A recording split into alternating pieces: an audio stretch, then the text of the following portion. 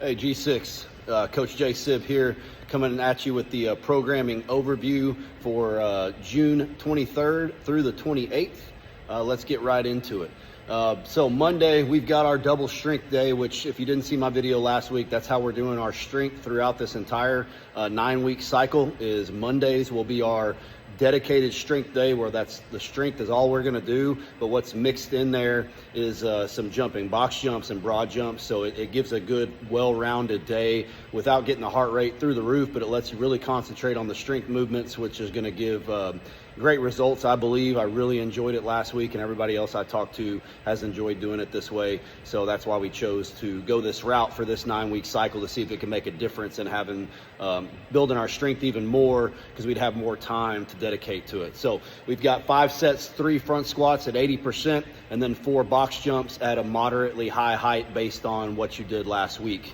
And then you get right into the second strength, which is 5 sets of 3 deadlifts at 80%, and then 3 broad jumps. That's just going to still be for max distance, and you're just going to record whatever one is your best jump. Hopefully we're going to improve on that throughout the cycle. Then on Tuesday, we've got some skill time to dedicate to rig movements. In particular, if you do not have pull-ups, we want you to dedicate this time into developing your kip swing. Even if you don't have strict yet, the kipping movement can be used for toes to bar, hanging knee raises, a lot of different movements, and it will translate into pull-ups eventually. You still need to be working on your strict pull-up strength, of course, but as always in our G6 custom options, you're going to see a lot of breakdown for like this particular workout that's coming after that skill has got chest to bars or pull-ups. There's going to be a lot of options in the G6 custom. That's what you should look at, and those are the things that you should work on. You should pick something different each time you see it. So if you don't have pull-ups yet and you see pull-ups in the workout, do ring or bar rows one time. Now the next time you come back and you do strict seated pull-ups, or you can even mix those options together throughout an entire workout. That's our recommended strategy for getting better at it in class. And obviously if you can have the time to use our open gym and do like 5 sets of 5 to 10 of any of those options another time during the week when you have time to, that could really help increase that also. So the workout itself for that day is for time with an 18-minute cap, and it's got 150 or 120 double unders, freedom, independence, and then 50 chest to bar or regular pull-ups, depending on freedom or independence, 50 back squats at a relatively light weight, 95-65, 75-55, then 50 kettlebell swings, 55-35 or 35-25, and then you get back to the double unders. It's 150 or 120, depending on which option. Then Wednesday, we've got a 5-minute AMRAP by 3 sets, so 3 different 5-minute AMRAPs, resting 2 minutes in between those. 3 strict handstand push-ups or kipping if you're doing independence, 6 burpees over the dumbbells or 5 for independence, 9 dumbbell squats or 7 for independence, and the weights are in the app if you need to look that up. That's gonna be a great little workout. Then we have a gymnastics finisher that's really gonna knock out a lot of pressing, but vertical pressing, not pressing this way, because on Thursday we've got a bunch of it's a partner workout, and it's a bunch of bench press and GHD sit-ups or V-ups or whatever option you choose. So the way that workout's going to go, I wanted to explain it a little bit here to make sure that y'all understand it before the coach explains it.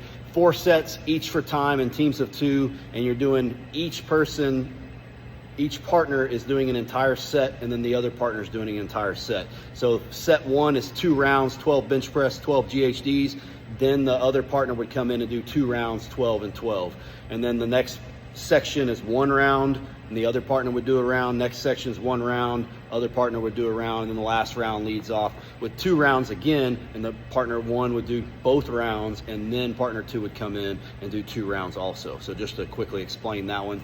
And then we've got a running finisher if we have time that day. That's just going to get our running in for the week, because there wasn't time for a very long running workout this week with the way that things shook out. We want to make sure that we're working on our running, so we've got a running finisher.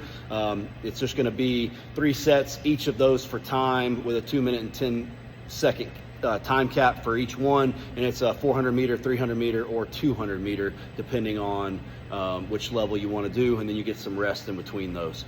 Then when on Friday, we've got our strength test for our clean and jerk. As I mentioned last week, we had squat snatch. This week is clean and jerk, so we're going to test our heavy single. And then You're going to use that to build the rest of your cycle, because we're going to, if you didn't see last week, we're going to do power snatch 1 week, or some type of snatch, squat or power, and then the next week you're going to see clean and jerk, but you're probably going to see them also during a Metcon during the week. So like this week, after that strength test on Friday, we've got 8 sets each for time, and we've got an echo bike, depending on the cows, depending on what level, and then 5 power snatch at 50 to 60% of your number that you found last week. So we're finding a way to get it in each week, both of the movements. So you'll probably see that almost every week throughout this cycle. And then Saturday, we've got our Mayhem for Water workout, which is a fundraiser workout. All the information is on the Saturday workout. If you look at it, you can figure out how to donate for them to help with water in Ethiopia. Just a great cause there. The workout itself is a 15-minute AMRAP in teams of 2. Partner 1 and 2 are going to split an 800-meter row, but whoever's not working has got to do a farmer's hold, so that's just by your side with both dumbbells and some pretty heavy weights. Compete is 100s and 70s, freedom is 70s and 50s, and then independence is 50s and 35, so a heavier weight. And then 25 synchro burpees over the rower, so that would just be where you're on opposite sides of the rower, you both do a burpee, then you jump over together and cross over. And then we've got a core work finisher. So just a great week. I really enjoyed last week. I felt like I got a little bit sore, but it wasn't completely smoked, and just felt like we made some great progress. I hope y'all felt that way also. I will see you this week.